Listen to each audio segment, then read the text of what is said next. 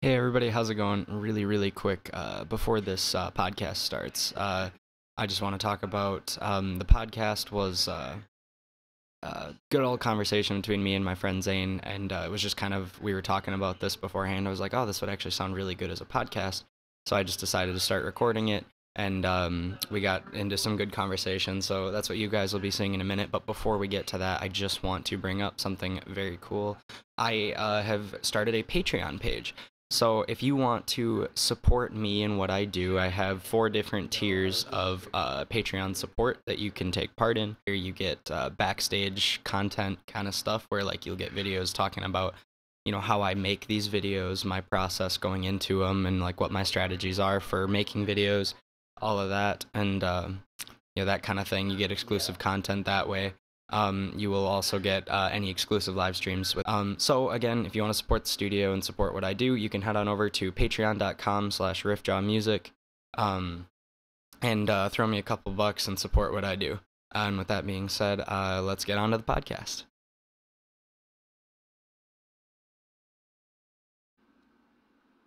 Hello, everybody. Welcome to the first episode of either one episodes or possibly more in the future. I'm not sure. We're just kind of running a little pilot here. This is the Rock and Roll Podcast, or maybe I called it something different. I don't know. This was kind of spur of the moment. But today I have a guest for this show. It is none other than Zane. And Zane, you could say hello. Hello, everybody. How you doing? Zane here is a very, very good friend of mine, and we were just up discussing with each other about, rock and roll and discussing the death of, who could be the most important figure in rock and roll. Eddie Van Halen passed away, and that it just was really disheartening. So we started getting into a conversation about it, and I was like, dang, this would make for a great podcast because we had some great conversation going. So I figured we would do a short recap of what we talked about, or actually probably just start from the beginning here.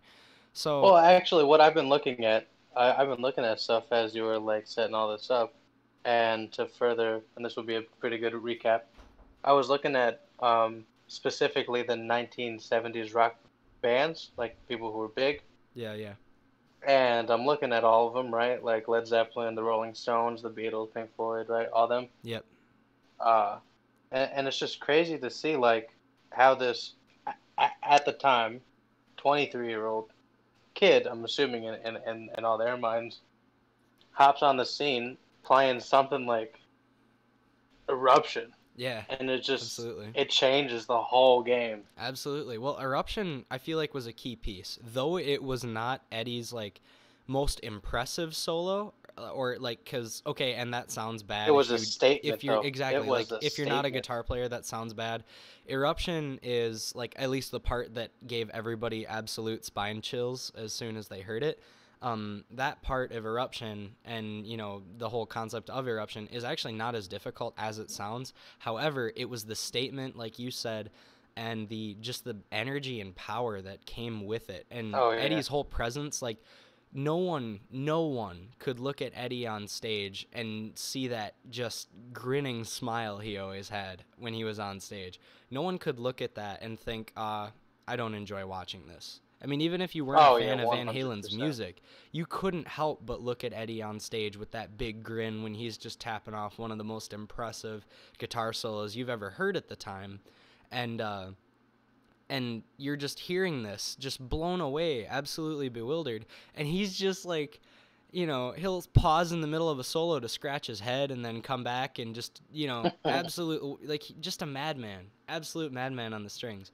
And we were talking about, like you were saying as well, in his ability and like when he came in was huge, because Oh. Van Halen is what ushered in the new era of rock and roll, I Oh, think. 100%. Because they Because started like way late 70s. you had Led Zeppelin's like Pagan Thunder, like Monopoly, of they Yes. kind of had like, I mean, Led Zeppelin's, that's a topic for another freaking show, but I could talk about Led Zeppelin for a long time. But I could too. They're a great band. hey, you know what? Maybe that is a good sign. If you guys like this, leave a like on the video, subscribe to Riff Draw Music, and maybe, just maybe, we can get another podcast and maybe make this into a little series.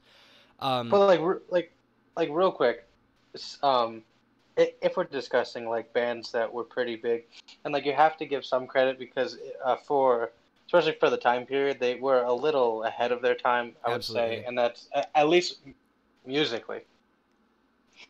Because if you look at all the bands that came out after their first album and after the 70s, they kind of like paved the way for like absolutely. like screaming. Like he made that guitar scream. Absolutely. And like no one did that before. The Floyd Rose horse sound effect that he did. I guess like for people who don't know what a Floyd Rose is, with the actual picture I have up on the podcast, what you guys are looking at if you are watching this, we only have audio, but the picture I have up of Eddie soloing, if you look at the bridge of his guitar or like the area where the whammy bar is, that bridge is special. It let him raise notes so he could bend the bar backwards to raise the pitch, or he could slam the bar all the way against the guitar and do the biggest dive bombs you've ever seen. And what he did with tapping and the whammy bar, I think, were two technological advances in like playing and technicality, and also his lack of like care or knowledge about music theory too, because I believe the quote from Eddie was something to the effect of like, to hell with the rules, if it sounds good, it's right. I think it was a quote from Eddie Van Halen. And Eddie had this incredible method. Fantastic for music. Eddie had this incredible method of being able to take something that was, I mean, like, for example, he would make a shape. He would pick out a shape or a pattern on the guitar, and he would play that tapping usually on one string. Now, instead of moving it up the guitar strings in key and like following a specific scale or scale mode or any type of pattern, he would repeat the same pattern on the same frets but move it across the strings, and that was such a unique, unheard of before sound. Because this might be out of your realm of knowledge, Zane. I don't know how knowledgeable you are with like guitar scales and knowing how that kind of stuff works, but like for anybody out there who does play guitar, you know, you learn like your pentatonic, your minor pentatonic scale, which is like where 70 to 80% of all licks and solos you will find in rock and roll stick within that one scale. And then past that, if you even get into scale modes, like with more technical bands like Rush and Pink Floyd, you start seeing your different modes of the major scale. Oh, don't even talk about Rush right now. Dude, I love Rush. Are you a Rush fan? Are you a Rush fan? I am. Oh, Zane, we are doing so many more of these podcasts, my friend. But anyway, to stick to the topic at hand, as hard as it is, because now I'm excited. We got more of these to record. But anyway, you know, some of the more technical bands like Pink Floyd and Rush might use, you know, they'd get into like the Dorian and Lydian and Mixolydian, Aeolian, all these different modes of the major scale. Eddie didn't do any of that. Eddie picked a shape that he thought sounded cool. Well, he didn't need to. No, he didn't need to. Absolutely not. He picked a shape that he thought sounded cool, and he moved it across the strings in a way that broke every music theory rule set before him. And that proves the statement that it is music theory, not music law. Because what Eddie did made zero sense musically, but as far as the energy and the feeling, it was something no one had heard before, and it was incredible. Just jaw-dropping. And one thing to add to that, which is like crazy, because you brought up him playing live. The fact that he was able to play with such intensity, with such with not as much like heavy knowledge about it as like you would expect someone like the way he played to know, and to not miss a single beat, to be running around the stage, to be jumping, rolling, just all crazy. That, and still hitting everything on the mark. Oh, absolutely. He was phenomenal. Master showman, as well as a master of his instrument. And the other thing, too, is I feel like you can't discuss Eddie Van Halen without talking about the iconic the iconic Frankenstrat guitar. This thing was a monster. I mean, and that's the other thing, too, that you gotta love about Eddie Van Halen is when he did get big and Van Halen was at the top of the charts with their albums like their self-title, which rocketed him into public eye, and then 1984, which put him among the rock legends, and, you know, like, oh, excuse me one moment. Sorry about that. No worries. So, you know, you had them reach this peak fame, but with all this money, Eddie could have bought a brand new super nice guitar, could have, you know, absolutely decked out his guitar and made this cool thing. But no, what Eddie did is from the moment he started playing, he bought like I think it was like an $80 Fender Stratocaster neck, and I think it was like a between $40 and $60 body cutout. Yeah, it was a 50. 50 bucks for the body, yeah. And then put in a Floyd Rose, which on a Stratocaster, especially back then, was not common. A Floyd Rose in general, I don't think was common. I don't think that was even really a commonplace item back then. Correct me if I'm wrong. I'm not sure about that. You guys can leave a comment below. And then on top of that, if you actually look at his guitar, you can see in the picture here, Stratocasters are known for having 3 single coil pickups, 3 individual single coil pickups. Like every time you look at a Stratocaster, you'll see a pickup at the top by the neck, a pickup down by the bridge, and a pickup in the middle, and your selector switch will let you choose between those. Eddie's guitar has a humbucker in the bridge, which a Strat with a humbucker was, again, unheard of. And for those of you who don't know what a humbucking pickup is, it has 2 metal coils in there instead of 1, which helps get rid of a lot of the hum and high frequencies that just kind of resonate if you only have a single coil pickup. But sometimes you want that. So Eddie actually has only 2 pickups in the guitar. One humbucker by the bridge for like his really thick, you really got me kind of that kind of stuff. Which was perfect, and then for his solos had the neck pickup as a single coil, and if you look in between, there's actually no pickup in the middle of the guitar where there's a hollow cavity. He has like some wires and stuff stuffed in there. I think he put something in there, something like a memento or something of his that he just stuffed in that center cavity. So this thing was truly Frankenstein's monster when it came to Stratocasters and guitars in general. And you know, he had the locking nut up at the top. There's bolts that lock down his strings. And on top of that, like, he made this guitar and, you know, the iconic red, white, and black striping. I mean, that's recognizable anywhere.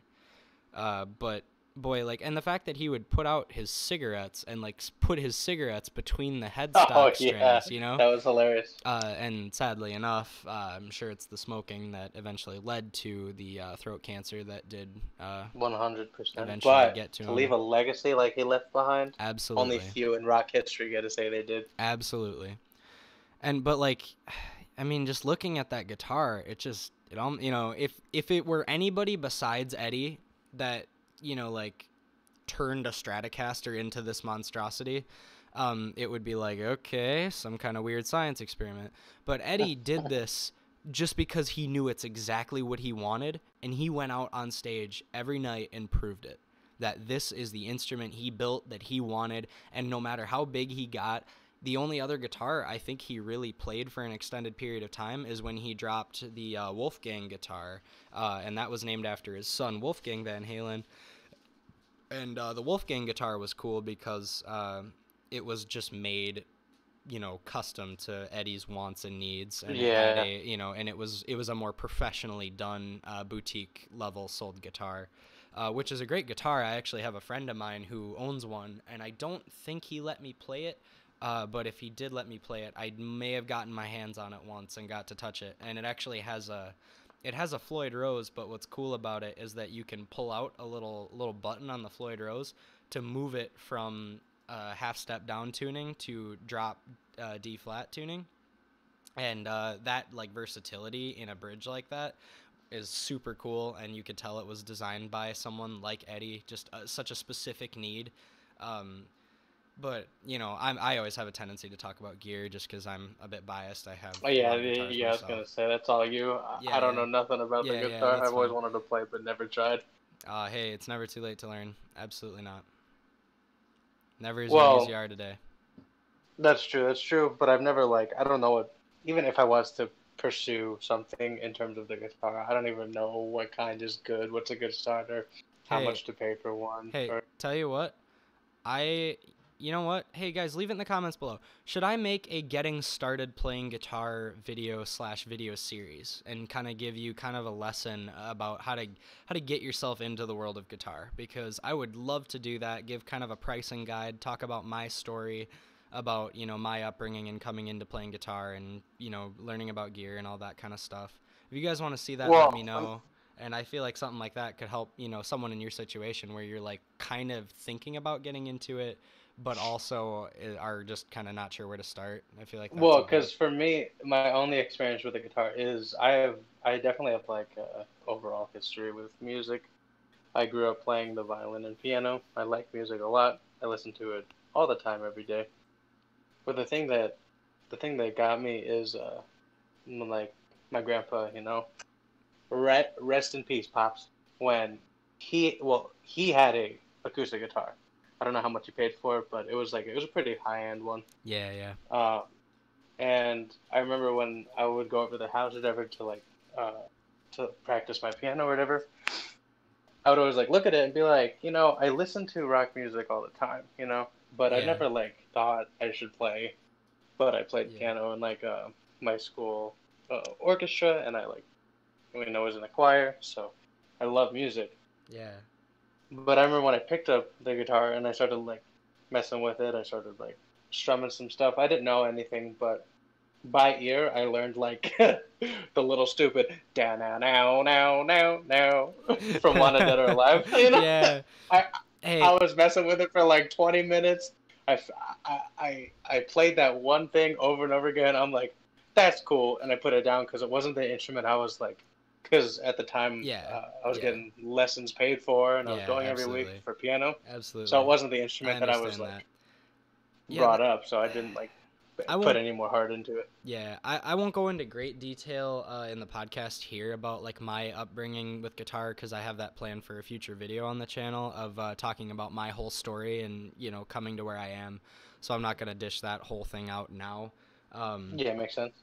but I will say, like, you know, my family has a history. Like, my grandma plays the piano like a wizard, and my grandpa has played the drums all his life like a wizard. And so you'd think that I would want to play one of those, and I actually do play both, but that's because I learned piano first, and then I learned drums first, and then I just kind of had this weird, you know, I don't know what it was, just something led me to the guitar, and I feel like that first moment to kind of bring things back around full circle is to go, you know, I listened to Van Halen. Like when my dad first showed Mm. me Eruption and Hot for Teacher and some of these amazing solos and, you know, all this stuff, I just, you know, no guitarist or aspiring musician or someone who didn't know it yet that they were wanting to pick up the guitar, like, you can't tell me that you haven't heard Eruption or any Van Halen song for that Oh matter, yeah. whether it be like On Fire. Like, I love the On Fire solo. Um, there's this like major scale harmonic tapping lick that just sounds incredible in that solo. But who has listened, like, if you're out there, if you've ever listened to a Van Halen song for an extended period of time and haven't pulled out the air guitar, let me know, because I don't think you exist. But like, um, Van Halen just makes you want to be able to do that, you know, and that's why I started. well, the thing for me, like when like you're kind of young and like you just grow up listening to what people around you are listening to. Yep, It's not like you have absolutely. like the full on choice to listen to whatever. Well, my Mm-hmm. mom's super into this kind of music too, but Great. she was more into like the more grunge scene, I'd say. Yeah, yeah. Like she listened to more like she of course I got my fair dose of like Aerosmith, Oh Led yeah. Zeppelin, Leonard Yeah. Skinner, and all them. But well, and Gotta of love course Van Zeppelin. Halen. But she listened to more of like Alice in Chains, Pearl Jam, Oh Nirvana. yeah, yeah, yeah. That's what I that's what I grew up. So I have like a huge soft spot on my heart for Pearl Jam. Yeah, yeah. But I remember when like like you're just like listening to what other people around you are listening to, and I think Mm-hmm. like for Christmas on like probably like 2014 or whatever, my grandpa gave me my first ever smartphone, like my first ever one. Oh wow. So I had YouTube. at my disposal, right? Yeah, that is a and huge step for anybody as and far I'm as and loving I'm music. and I'm and I'm over here like, okay, I already, just like listening to the stuff that my mom showed me, but I wasn't able to like listen to voluntarily all the time Yeah, whenever yeah, I yeah. wanted. And I'm like going through the thingies of people's like, you know, of my memory, like picking up Yeah. whatever I remember just by my memory. And I remember I'm like, dude, I know that there's this one song by this band that like I need to find. So I'm like going through all of them, Yeah. and I find it, and it's Panama by Mm. Van Halen. Great song, Oh, love it, Panama's right? legendary.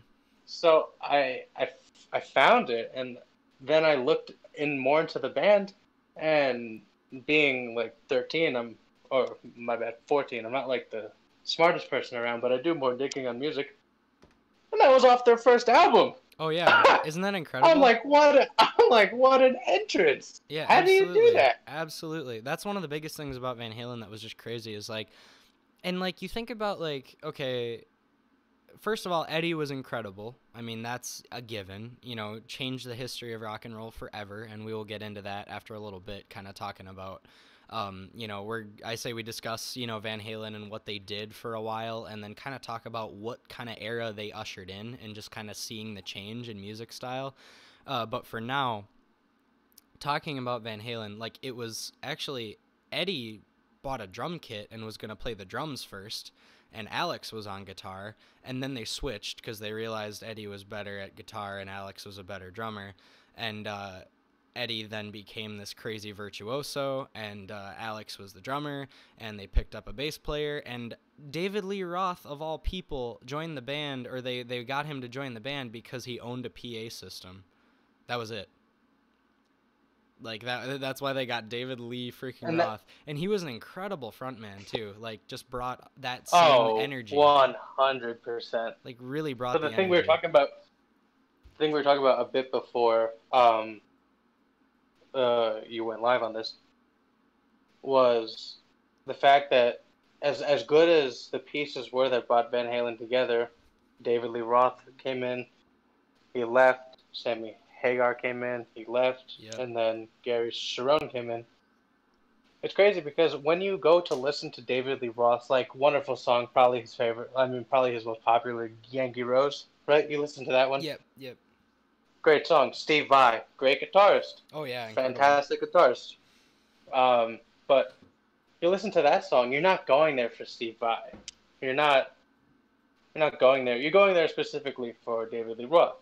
He got Yes. his name in Van Halen. He left. You're like, okay, that's the Van Halen singer. I'm gonna go listen to there. Yeah. So you go there for David Lee Roth, but people, Van Halen still had a wildly successful career after David left, after Sammy left, after they had Gary for a bit, and then Yeah. David came back. But they had a wildly successful career, Oh and yeah. I'm not trying to downplay the rest of the band, but that's seriously because of Eddie It's Van Halen tough. alone. I mean, you're walking in the shadow of a giant, in that band, just because. I mean, Eddie just produced monstrous sounds over those speakers that no one had ever heard before, you know? I mean, consistently, Eddie But was people have doing definitely tried things. to replicate it. Oh, absolutely. Like, and you know what? That's probably a good segue, because, like, going into that, like, the stuff that he did with the guitar, like, tapping, first of all, I mean, think of, okay, like, you had, I guess, I'm not exactly sure on the time frame of this, but think about, like, okay, you got, like, Black Sabbath and bands like that. And they had some tapping licks in there. Like, there would be a lick where they would just do a bit, and then that would be it. Like these very short burst tapping licks. Van Yeah. Halen made tapping a style of guitar playing, Like, Van Halen never had a solo, I don't think, where there wasn't, like, a solid amount or a good percentage of it that was tapping, unless it was, like, some sort of slow ballad or something. But, like, granted, my knowledge on the full Van Halen catalog is probably not the most it could be, but as far as I understand, like, and from all the, I listen to all the popular songs from Van Halen, like, just the fact that, like, Eddie made one little technique, he took it and expanded it into a whole style of playing. And what that did is that 100%. opened people's eyes. I mean, look at like modern shred metal. Like whether you like it or not, actually a perfect example of this is Yngwie Malmsteen. Yngwie Malmsteen is, this incredible technical shredder master.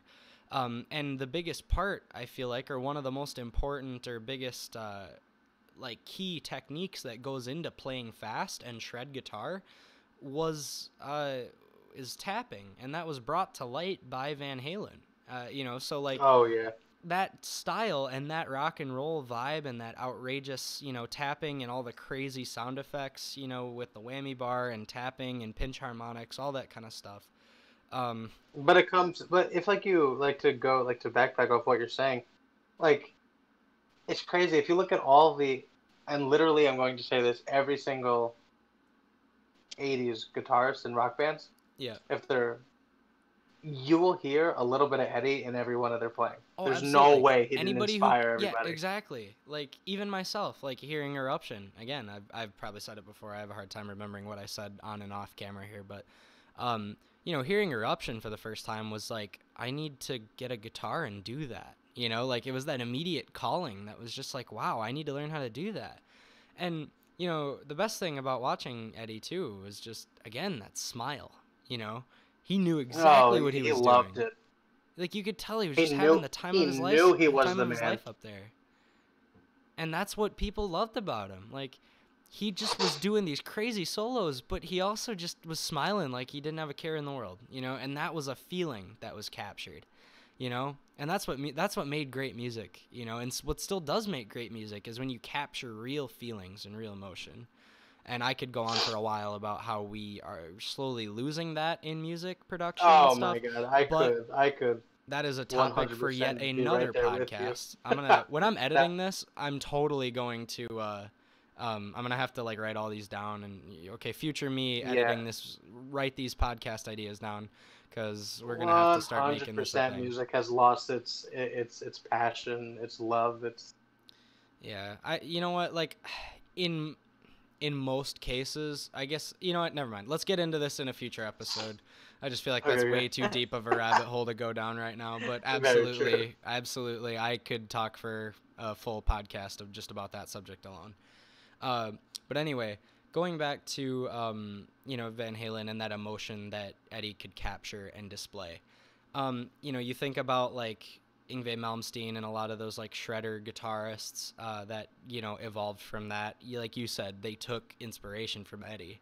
Think 100%. About like Slash for Guns N' Roses and stuff. That's I wanted to say. Yeah, I swear. Like, listen, I love Guns N' Roses. I wanted to bring up Slash, saying that he definitely took some things from Van Halen, but I didn't want you to like disagree and us go in, because I could definitely hear some inspiration. Oh, of course. Like any guitarist, the fact that I was born.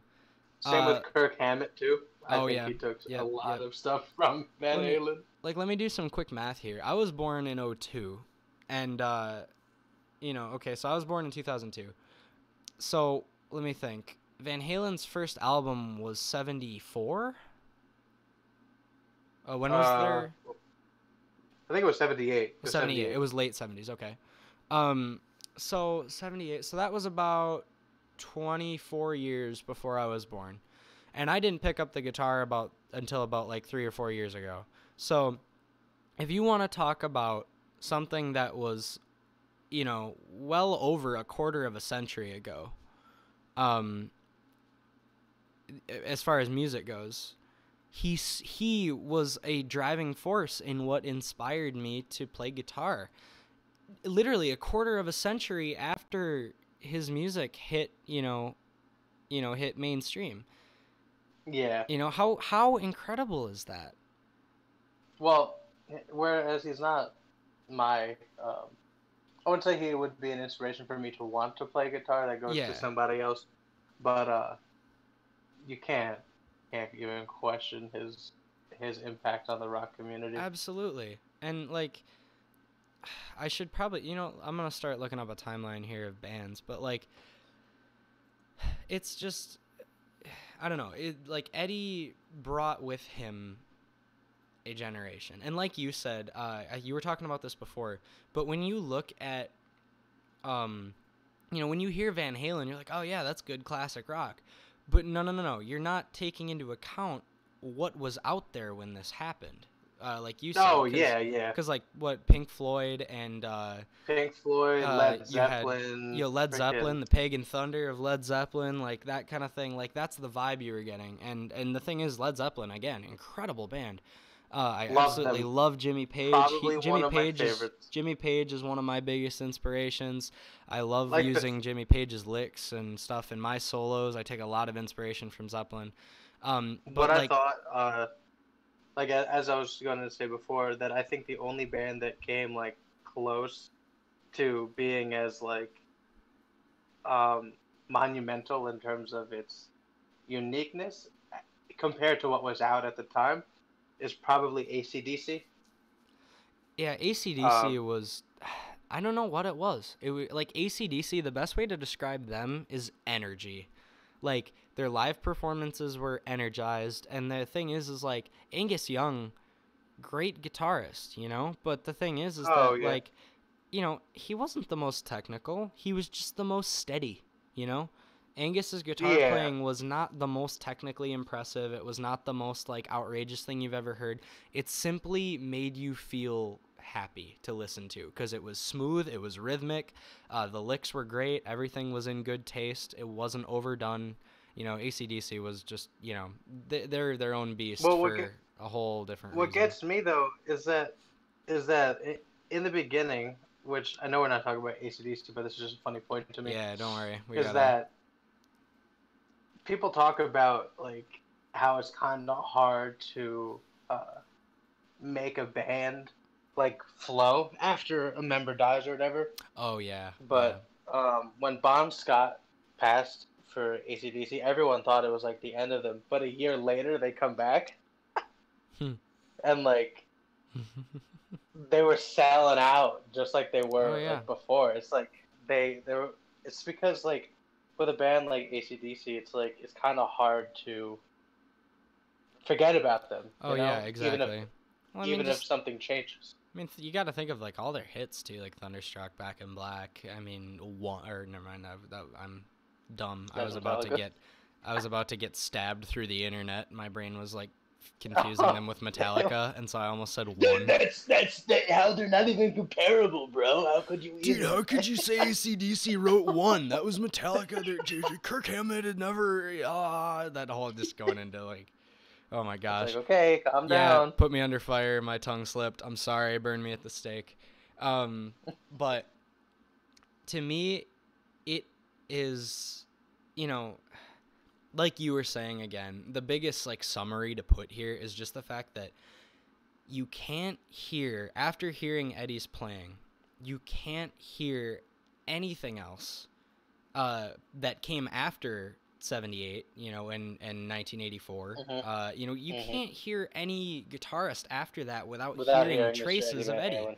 And everybody. Absolutely. Well, the thing is, too, is like, did Eddie take inspiration from people? Yeah, but he built and innovated, and that's something that everyone dreams to do. And to just say like, oh yeah, just do something new. But how hard is it to do something new that everyone loves and has never been done before? You know? That's what Eddie did. And, he took tapping and he took a style that was amazing. If you think for 1 minute that if Eddie passed like way before, like too young, where so many greats have passed before, like Jimi Hendrix, Jim Morrison, if you were to look at all of these people who have passed way too young, if Eddie was one of those people who fell victim to a tragic early death, Van Halen would have been over. And that's no offense to the rest of the members. I totally agree. You cannot have Van Halen without Eddie. Exactly. Well, that's what defined their sound, You couldn't, when you thought of, Van Halen was one of those bands where, very few bands do you think about the band and then your first, your mind goes to the guitarist first instead of the lead vocalist, the front man.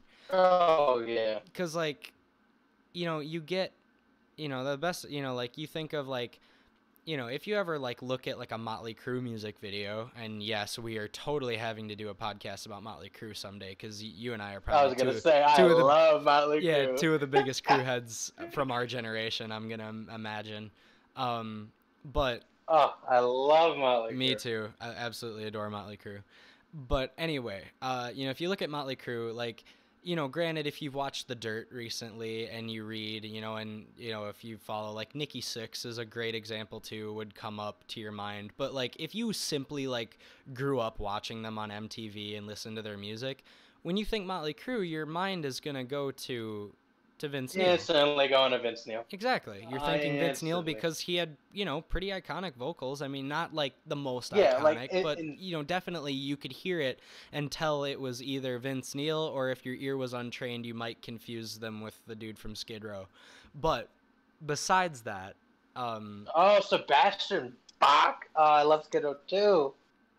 Yeah, I like Skid Row too. Sorry. No, that's okay. We got so much to talk about. I'm glad I had this idea to do a podcast. This is gonna be a whole series.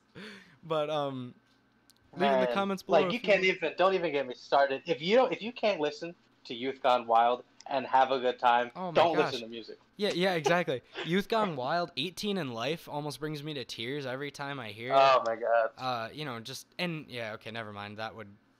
How much money they made off of that album was disgusting, because the record labels totally screwed them over. But again, that's a topic for our music industry rant podcasts. We got to keep it on classic rock, Evolution, and Eddie for now.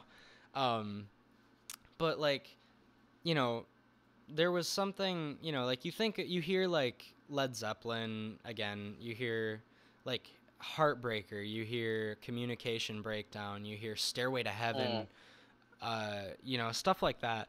That is the vibe. Oh, well, I personally, which I know this is like completely, like, if you were to compare this song to the rest of their sounds, it's not really the same. Yeah. But I personally love, I wouldn't call it my favorite song because there's so many good Zeppelin songs. True. It's definitely, like, more so than not, this pops up in my mind as, like, favorite, maybe, Yeah. But it's When the Levee Breaks. Oh, When the Levee Breaks. I love that song. Such a soulful blues rocky sound. I love it. Absolutely. And you know what? Like, the thing with the Zeppelin too, going to Zeppelin, like, especially Stairway to Heaven, like, it's overplayed, but like the fact that it's still played, it's one of those songs that can be overplayed, like Freebird. Like, you just can't get enough of it. The thing is that, like, it's one thing to overplay a song, and then it's another thing to have a song still be overplayed decades later. Oh, that's true, yeah. Because, like nowadays you hear a song and it's on the radio constantly for 2 months, and then you get burnt out and never listen to it again. But like Stairway to Heaven, I would argue, I'm not saying it is, because this is obviously all objective, but you could easily make a case that Stairway to Heaven is perhaps the greatest song ever written. And I only say it's an arguable choice because how many people have listened to that song and had their hair stand on end? How many people? Yeah, no. Why is hold on. Especially because it was released in 1971. Oh, yeah. It's still, like, that song. What is that? That was almost 50 years ago. 50 years. It's just... Almost 50 years ago. And what's crazy about it is, like, the solo section was incredible. The writing was amazing. Like, the vocals were incredible. But the build-up? The build-up, everything about the song was written so masterfully and executed even better. And the thing is that, like, Jimmy Page had so much soul in there, and, Robert Plant was just, the vocalist for the job. Man. And it just, listening to Stairway to Heaven... Oh, but John Bonham on the drums, though? Oh, yeah, true. You can't. True. You can't forget about John Bonham. I can't believe we were going to speed past that. No, I'm sorry. You cannot forget about Mr. John. You could just say Led Zeppelin then. I mean, everything about that band for that song, and when that song hit, and again, 50 years later, well, 49, but I'm rounding to 50. 50 years later, that song is still a lot of people's favorite song or contenders for that title. And the thing is like, if you make a song that's still that big of a favorite 50 years later, that is, to me, I mean, Stairway to Heaven is just this ghostly sound, you know, that really, really, really just, I don't know. I like my happy place is listening to that song, being out on the rock looking over the lake at my family cabin up north. Like that's what my idea of like For perfect Stairway peace to Heaven. is Stairway to Heaven. That song is just my peace, you know? And I wouldn't even say, I don't know if it's my favorite song. I don't think I could pick a favorite song, to be honest. But Oh yeah, it no. had everything. It placed its vibe perfect. And I would argue that it is a solid candidate for the greatest musical piece ever written. No, I agree. You know, But well, not like the like again. See, that's so hard on the spot. I'm probably gonna be like, yeah, you're right if I think about everything. But as soon as this is over and I'm like laying down in bed, I'm gonna be like, you're gonna think of one but better. there's that song, there's Yeah, this exactly, song. It's exactly. like, And that's why you can't place one song as the greatest song of all time, because you can't do that. All I'm saying is that Stairway to Heaven is a likely candidate for the greatest song ever yeah, no. written, if that were something But like you that's could why I brought measure. up, which I think in terms of like everything, I think Stairway to Heaven beats this song out. Never going that way. But if we're talking about like how iconic, how memorable a song is, like I brought up before, Freebird has to be in the Oh conversation yeah, for yeah, that. Freebird, absolutely. Well, like that's another thing. Like, well, okay, I'll discuss Freebird after this, but on the Stairway to Heaven note, like, there's no wonder that it's a joke amongst guitar players. Like, if you're in a guitar Oh yeah, store yeah, I and you know that start one. playing Stairway to Heaven, like even in if you've ever seen Wayne's World, um, you know what I'm talking about? Where it's like Yes, he where it's like plays no two stairway. notes. He plays two notes on the guitar, and then immediately he points at the. He's like, "Didn't you see the sign?" And it's like just says "No Stairway to Heaven," and then it just says "No Stairway Denied." That's what it was. But like that, it is a real joke amongst guitar players and like in the guitar community that um, you don't play Stairway to Heaven at a guitar store because it's so overplayed. But again, why is that a song that every guitar player must know? It's a rite of passage, just like Well, okay, Freebird. That's I another have a quick example. question. Yeah. If someone was to, like, real quick before you make your in-depth video, like right now, like let's say me, wanting to just start out and play, what's the price range I should expect to get a good starter guitar? Okay, so the biggest thing about looking for a starter guitar, my biggest piece of advice before you even start talking about price is you really do, a lot of people go under the assumption that that you should start with an acoustic and then learn on that and then go electric. Absolutely not. Yeah, That that's is what the I've heard easiest way all to the time. kill your motivation. If you have to pick what your taste is. What are you going to look at sitting on the or on your guitar stand? What are you going to look at that's sitting on that stand and just be inspired to go pick it up? That's what you should look for. So the biggest thing I'd say for starting price range, like, there are starter guitars, and starter kits and stuff that you can get. You can get like a tiny amp, a guitar, and a gig bag and all that stuff for like $100, something like that. And it all depends on how serious you are, But is that because good though? yeah, that's Like, where you get into problems. Because the thing is with those starter kits, especially depending on where you get them from, those starter kits are usually either going to be like unbelievably good for some weird reason, or the wood will be warped and you're going to be fighting your instrument, all of that kind of stuff. And this is something that you don't like to hear as someone wanting to get into this, but I would say you would want to spend at least $150 on a guitar if you want to get one that's going to at least hold up, in the ring and all of that. And like the thing is there are well, great guitars out there in the $150 to $200 range that get out of that beginner level of quality, you know what I mean? Like for yeah, yeah. example, I have a Jackson JS22 Dinky guitar. It's a white archtop body. It has two humbucking pickups. It's got the big old Jackson headstock, and it is one of my favorite guitars that I own. You can actually, I think that was the first video I ever put up on this channel. If you go to my videos and scroll all the way to the bottom, the first video you are going to see is me unboxing that guitar after receiving it in the mail. Now, granted, the one thing I will say is that when that thing came, it had some weird buzzing in the electronics, but all it took to fix it is I opened up the back. I shoved a bunch of toilet paper in the back to keep the strings from, like, the wires from touching each other, and then I put the cap back on, like I put the back of the guitar back on. And I have had that guitar sitting like that for like years now, and I've never experienced another issue with it. The neck is great, you know, everything. I love everything about that guitar. And that was $150, you know, like that guitar has served me well as my like multi-tune guitar, you know, so like you can find a really, really nice guitar in that $150 to $200 range, but I wouldn't go cheaper than that for the sole reason that the last thing you want, of course not. the I've last thing already you want as expected a to spend a lot beginner, of money on one. the last thing you want as a beginner is to fight your instrument to make sound. You know what I mean? Guitar is hard enough to learn as it is. You want an instrument that will aid you and make you feel happy to pick it up and play it. Because if you buy some dinky starter kit, okay, no pun intended, because the guitar I was talking about is called the Dinky, but still. Anyway, you know, you don't want some garbage starter kit that the action is way too high, meaning your strings are too far off the fretboard and the neck is warped so the strings buzz and, you know, all this stuff. You don't want to deal with that. So my recommendation is look for a solid guitar that is like not in a kit or a bundle or anything. Get like a tiny little Marshall clip amp or something if you really, you know, just something little that can start you off as far as an amplifier. Get like a guitar in that $150 to $200 range, and then my suggestion from there is to go to your local music store and pay the $20 to $30, whatever it is, to have it professionally set up. This way you have someone who knows what they're doing, set your action height, set your tuning, set your neck bow, all of that. So that way you're not dealing with a guitar that you know, if you're inexperienced, you don't know if your neck is warped and if it's like at the correct angle it should be.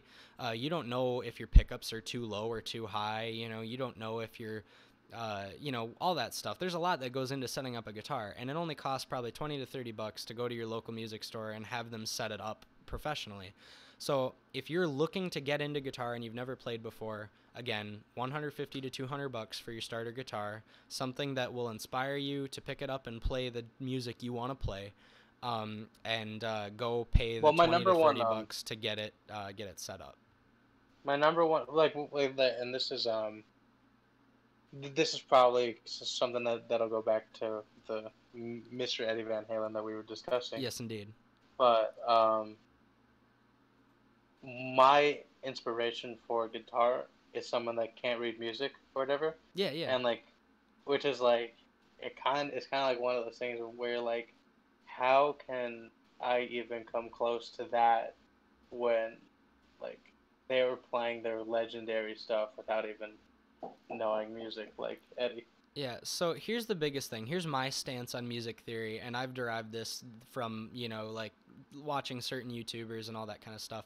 But my opinion on music theory is that, do you need it to be a great guitar player? No.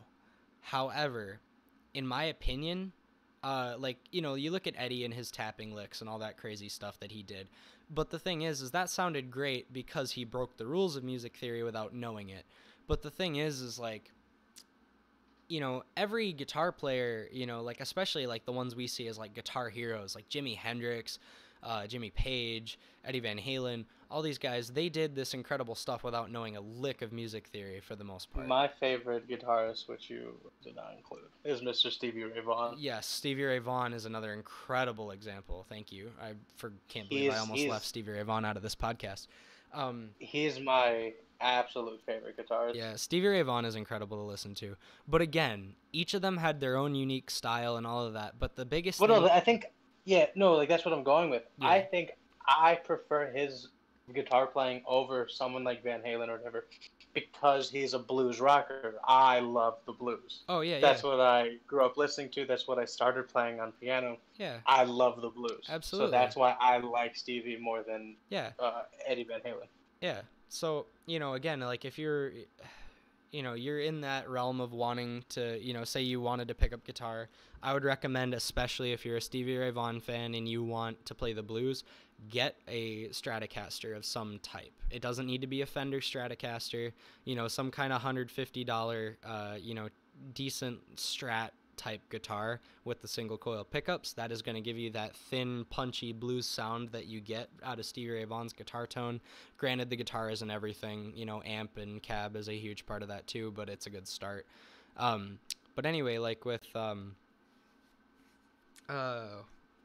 forgot my train of thought now, but, Sorry. no, that's okay. What was I just talking about before we were talking about, oh yeah, You're music talking about, theory. like, the Knowing guitar music greats? theory. Knowing music theory. That was the big one.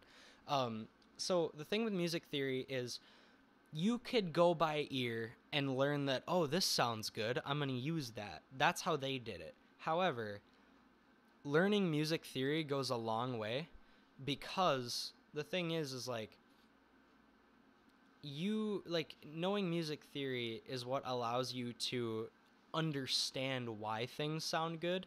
Now, do you need to understand that? No. And Eddie is a great example of that. However, you're never better for not knowing something.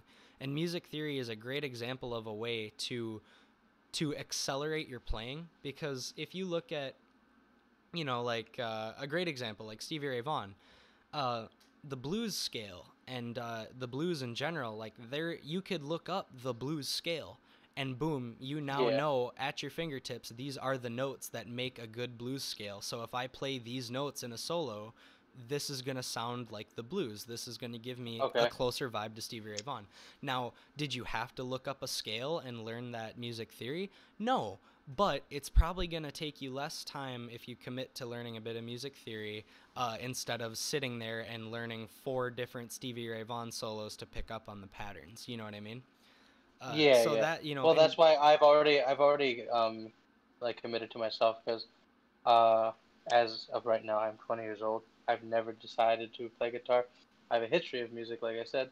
I yeah. love it to death. I think the guitar is something that as soon as I pick it up, I won't be able to put it down. Mm-hmm. I just don't know anything about it. I haven't. I'm like, it's like one of those things when I first bought my keyboard.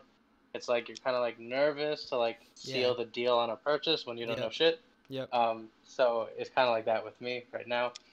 Um, but I've already committed to myself that as soon as I get the guitar, I'm gonna like obviously fuck with it for a bit, Yeah. maybe like a week of like playing it, Yeah, testing it out. absolutely. Um, but I am definitely going to pay for lessons on someone who knows what they're talking about, that can teach me, like, not like, cause you, and like, this is what people don't understand, is you can't teach someone necessarily how to play something. It's Mm-hmm. like you could, because when I was learning piano, the guy was a phenomenal teacher, but you can't teach someone to play. Like, he brought everything to me. He showed Yes. me like Yep. how he did it, but he looked at me. He was like, you know how like you sit down and they tell you to have your belly button right on the C note. He's like, that's not gonna happen for everybody. That's not gonna. That's not how Yeah. you should expect to Music is play. different for He, everybody. he's like, the way I have my hands on the keyboard, you're never gonna do that your own way. Well, like when you find it your way, I'll teach you the notes. I'll teach you how to comfortably, Yeah. like, play these notes and how to flex your hand. Okay. He's like, but I can't teach you how to play. You either have to want it and like Yes. put in the time and That is effort, that is a or you great don't. that's a great note. Don't force yourself, and don't force your kids especially to go take lessons if their heart's not in it. Because guitar is all about 100%. motivation. Because the problem with playing guitar is that, like with a piano, you can press a piano key and you know it's gonna make the right note. You know it's gonna make the Yes. right sound. It's hard to play, but it's consistent Yes, each it's time. consistent. Like when you press down a piano key, you know it's going to be that key's pitch and it's going to sound like a piano.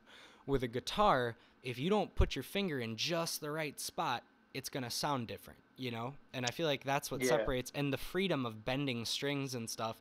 You can access every, millistep of a scale as far as notes and get that perfect, like it's limitless as far as the pitches you can create with a guitar.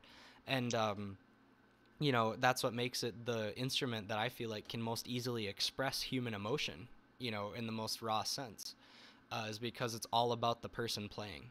And Zane, to be totally honest, like if you want, like, from the beginning, like I feel like if you're looking for someone to teach you guitar in, like, at least for the getting started manner and the getting Yeah. started part of stuff, I would be more than happy before you get into like beginner lessons, if you wanted to sit down and do some like getting started lessons with me and like teaching you Yeah, sure. what I feel like are like the 100%. basically the stuff I wish I would have learned sooner, to have more Yeah, fun that's playing the totally fair.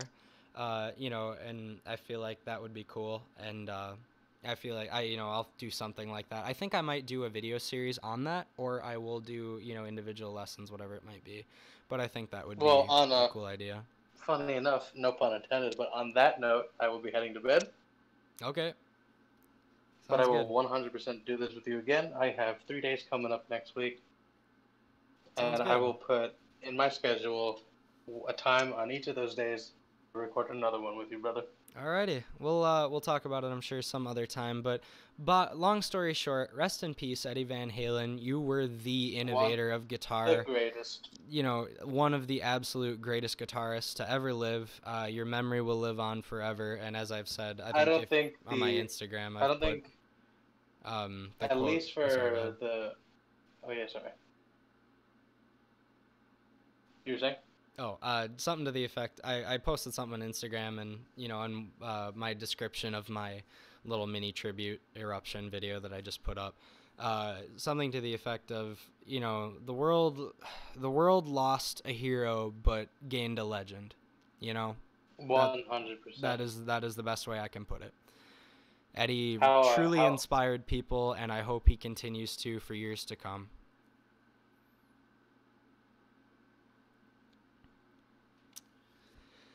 So with that being said, thank you so much, Zane, for joining me. I really appreciate you coming on. 100%, man. I am very happy we got to record this, and it looks like we have a lot more topics to cover, Yes, which I'm really 100. excited because I don't know if anybody else is gonna enjoy podcast stuff, but I certainly am enjoying what this was. So with that And being I'm said, perfectly fine talk. There's no one in my life that I could speak to about music, especially rock music, and they get it. yeah, They get it. yeah, I feel like you got to get that perfect chemistry of like, do you speak rock, kind of thing. Do Like, you speak the language? do you speak the language? The That's how I the feel the same whittly way. biddly diddly diddly Yeah, language. yeah, the winnle wow wow, winnle wow wow wow. Do you speak it? Yes, I do. So with All that, right, see you, buddy. yep. Have a great night. And You as well. with that being said, everybody, thank you so much for watching. And I hope you all have a wonderful rest of your day, afternoon, or evening, whatever time it is for you guys. And check out in the description, I have my links to my Instagram, Facebook, Riff Drum Music Studios page. And if you've seen the video that's going to go up before this one, check out my Patreon and go consider supporting me by throwing me a couple bucks here or there. Help support the channel, help support what I do. Goes a long way to help fund stuff for new videos, new content, new ideas, and really helps push the dream forward. So if you could head on over to my Patreon to become a supporter, that would be awesome. If not, it just as great of an option is to leave a like on the video and let me know in the comments that you want to see more of these. And I will not ramble on any further. Thank you again, Zane, and hopefully you guys all have a great rest of your whatever. See you next time.